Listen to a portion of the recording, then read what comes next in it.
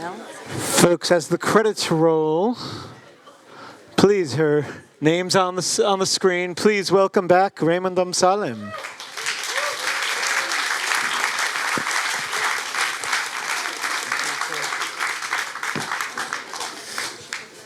We're so happy to have you here. Thank you so much. It's always, I came in for the end of the film, and it always takes me back to what an emotional journey this film is. Thank you so much, Isaac, for having me, and not missing the opportunity to be here with this film. Thank you. I'm going to start off with a few questions, and then we'll open it to questions from the audience, so you can ask as well. But let's just start from the beginning to give the background. And Reymonde outside was just showing me a picture that your father sent to you of the real Mari. The real Aunt Grazia, and the one that replaced Mari a few years after. It was very common those days to give a child to a barren sister, to ease her pain, her loneliness, to keep her marriage together, to avoid her marriage to collapse and chas v'chalila, not to be a divorced woman, because in Morocco it was a very big deal. They immediately lost their status, their belonging, their good name. So it was usually, from what we research in, the Jewish Moroccan culture, that those decisions made only by women. They decided and they put it, into work. Into work, and a lot of the times the father didn't want to do that, and they didn't leave them any choice. It's like in the film, they're talking about it, that her biological father, Chaim, of Mari, didn't want that to happen, Armand. And it's something that they decide, the sisters, between themselves, and the guys, the boys, the father, they didn't have nothing to say about that. So you and Eleanor's your cousin, and you and Eleanor got together and started to write the script. How did that develop into 7 Blessings, into what we see here? It seems that in the same time we were curious about the same phenomenon. Me and Eleanor, we are second cousin in a very, very big family, so we weren't very close when we grew up. She's older than me, and she was like friend with my older brother. And we did the same, road. We went to an acting school, Nisan Nativ in Jerusalem. And we knew each other and respected each other, but weren't close, as I said. And suddenly, this one day, I get a phone call from her. And I don't know why, I immediately sensed that it's going to be an invitation to do creative journey together. And she said, I want to invite you to write a script together on our family. And I said, okay, but in what subject? And then she said, did you know that in our family, our grandmother and grandfather had 2 sisters that gave a child to her barren sisters?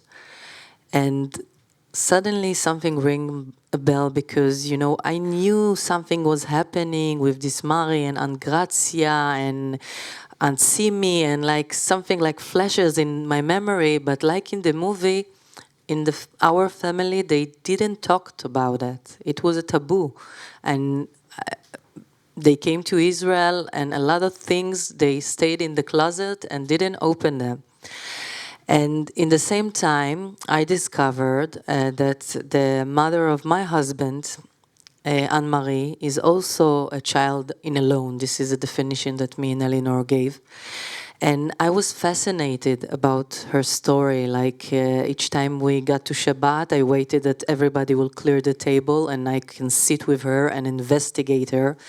And what I find most amazing and interesting to me as a film writer, it's to investigate the gap, because in real life she was such a cheerful woman, positive, And the moment she started to speak about her childhood, she collapses and broken like a glass.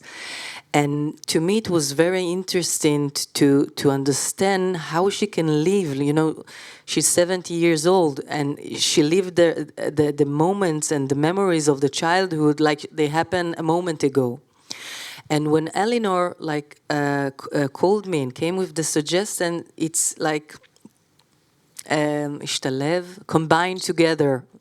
And it seems that we were interested in the same time about the same phenomenon, and we went to a journey investigating in our family and made this imaginary scenario, but this biography of the character, this happened for the real, and the inspiration is from our own family.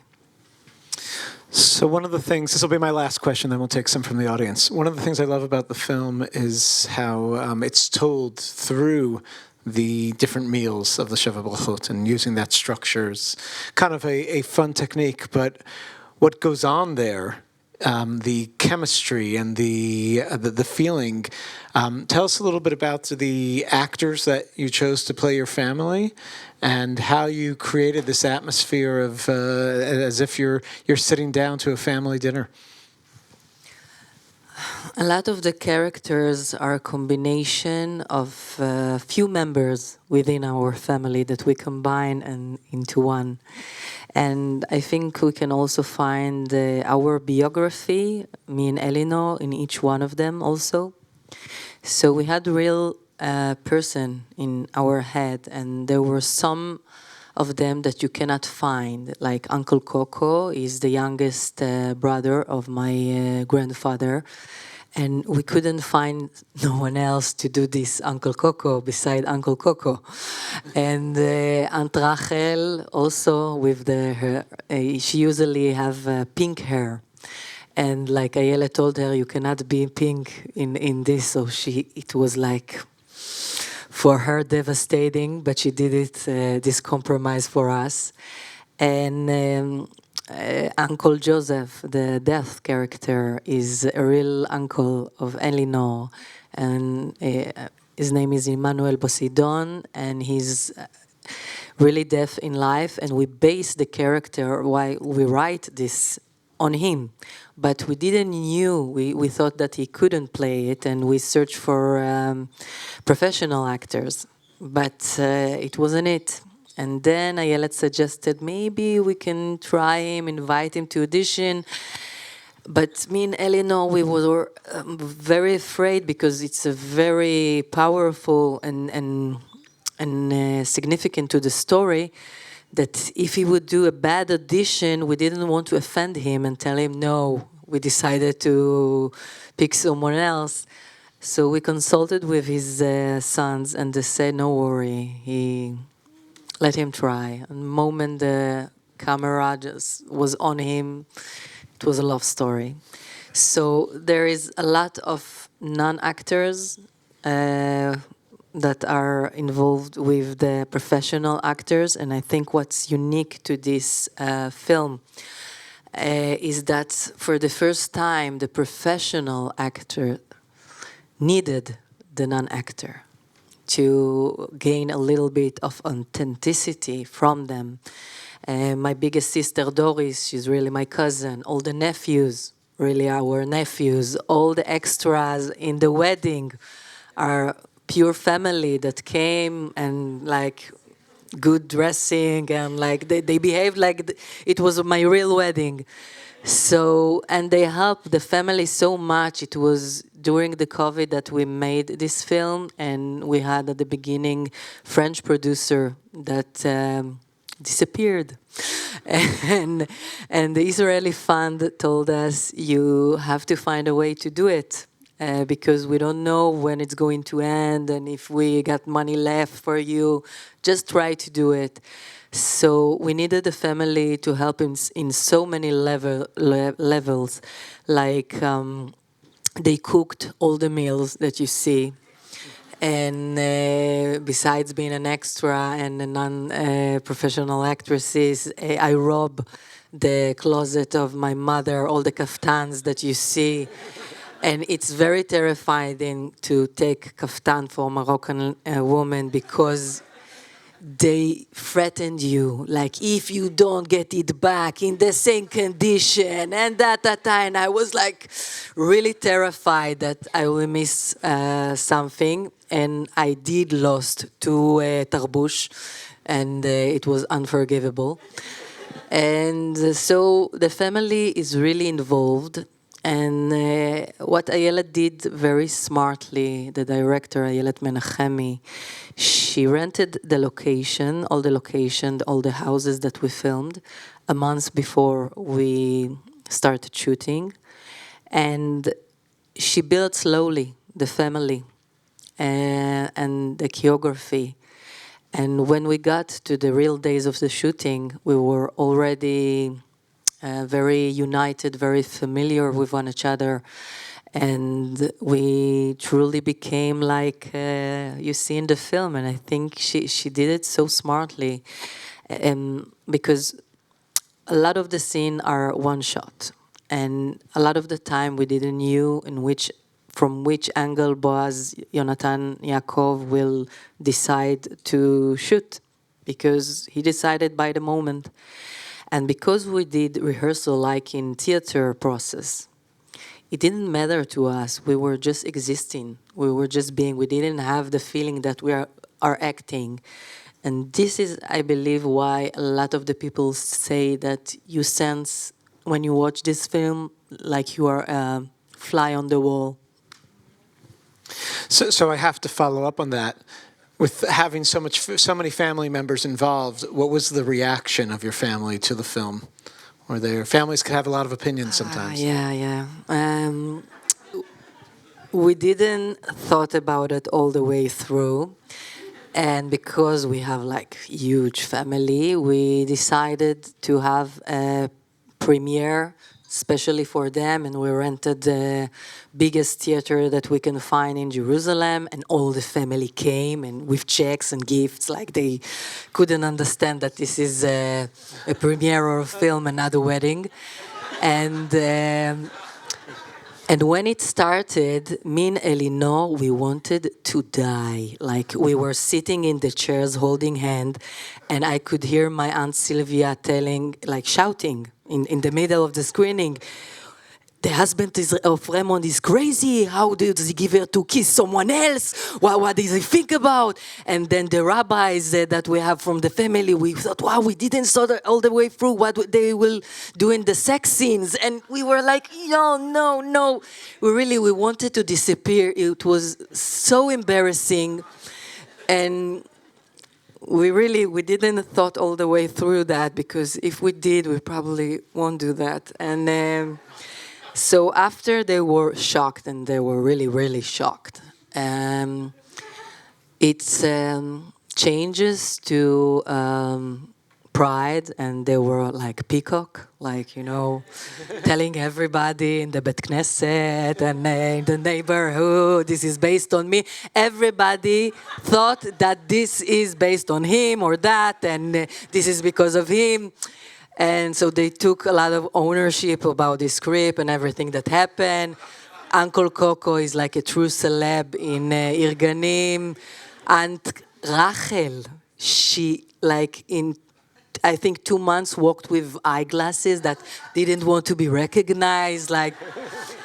And we had a lot of media going through about this movie, and it was a huge success in Israel. I'm an actor for 20 years or more, and I don't remember in any of my career that people came to me and said, I went to see this movie twice, 3 times, 4 times.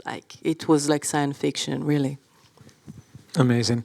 I see the hands are up already, and we have microphones being passed around. Here you go. Thank you very much. You have to turn the microphone on. Oh. It is on. Yeah. Thank you. Thank you very much. I love the movie. How did you decide on the title?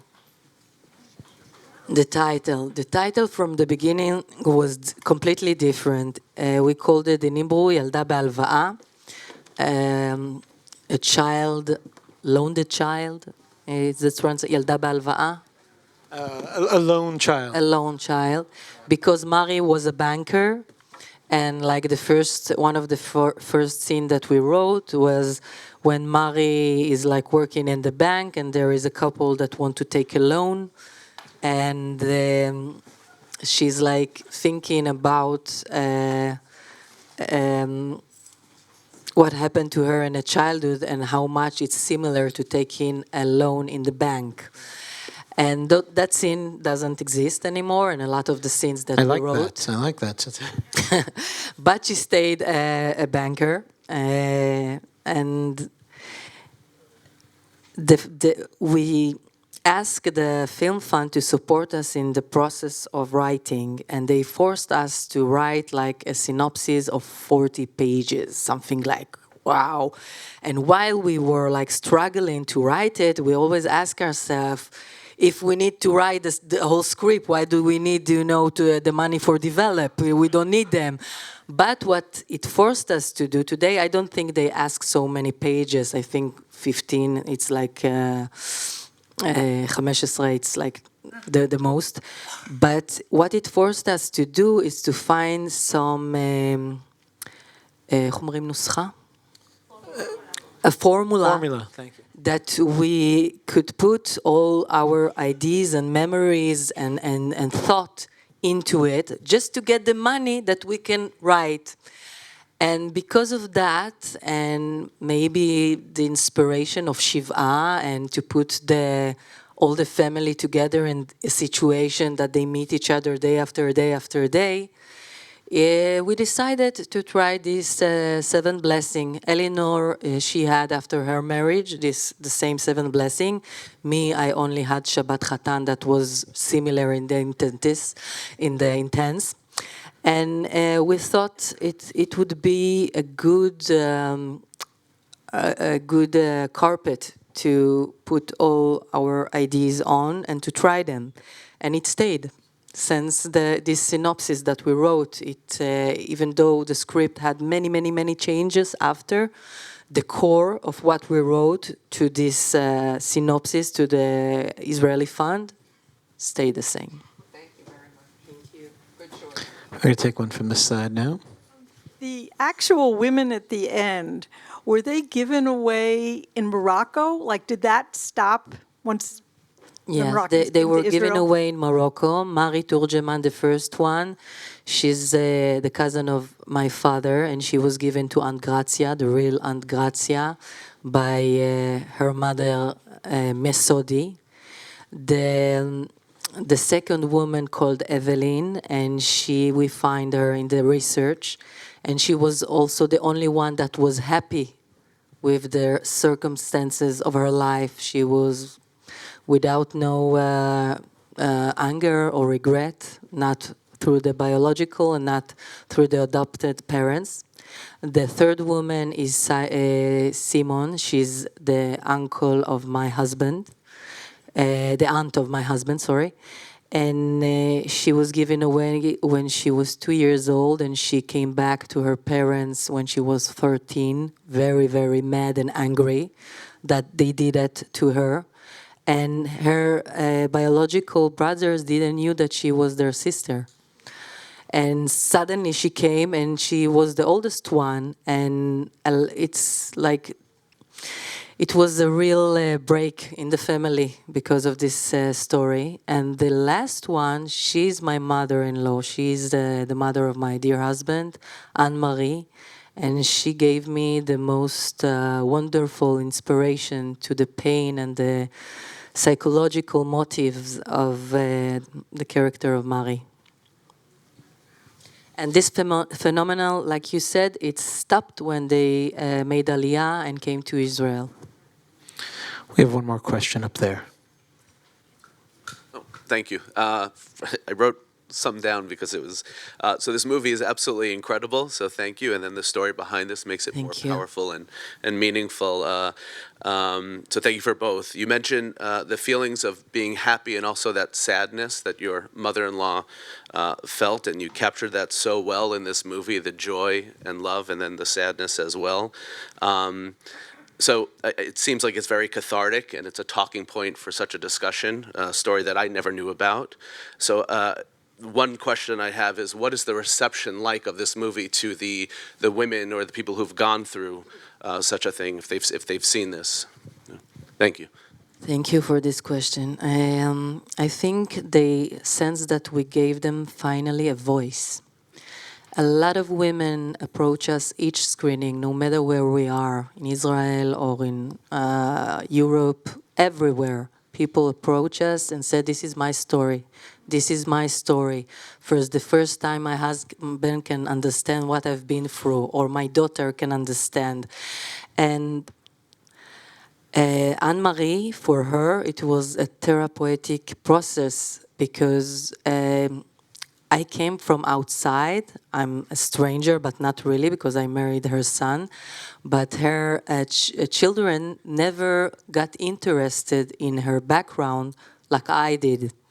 And the same case with Marie Turgeman. Until we came in Eleanor to her house to heard about her story, her husband stand beside us, and he was like with the mouth open. He even didn't knew. And what was amazing, like in Israel, I think 2 weeks ago, Eleanor was in a screening that they did for teachers. And Arab Palestinian woman said that this is her story, and it's happened in Israel now, today. And she could never understand how to explain what she's been through to her husband and children. And now she's going to bring them all to see, because it's exactly what happened to her. So it's probably something much, much wider that we could ever imagine. I believe, and not only believe, I know that it happened not only in Jewish communities, and it's not only unique to the Moroccan culture. They told us many stories about Paras, Persia, that they promised when the sister was pregnant, they promised the child that if it's a boy or a girl, doesn't matter, to the sister. Like they did the scam, they shook hands, and this was like a decision was taken before even the birth. So this was the surrogacy of this epoch period, probably. Folks, there's so much more to discuss, but we have a quick turnover here. I want to give a huge thank you to Reymonde Amsellem. Thank you so much. There's more of her to come right now. Starting in 10 minutes in this theater, we have the fabulous film, The Future.